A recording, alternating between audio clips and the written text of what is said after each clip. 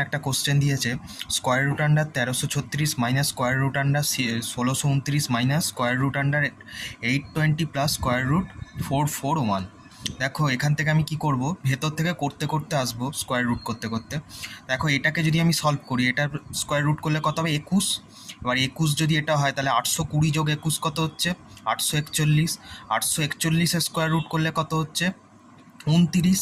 বা 1629 থেকে যদি 29 আমি বাদ দিই তাহলে কত হচ্ছে 1600। এবার 1600 স্কোয়ার রুট করলে কত হবে 40।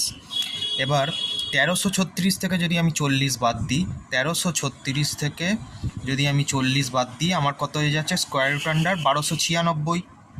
এটা কার স্কোয়ার রুট, এটাকে যদি স্কোয়ার রুট করি কত হবে 36 হচ্ছে অ্যান্সার, অপশান সি এটাই কারেক্ট। আমি স্কোয়ার রুট করতে করতে ভেতর থেকে এলাম, দিয়ে আমি লাস্টে এটা সলভ করলাম, মানে অপশান সি এর কারেক্ট অ্যান্সার।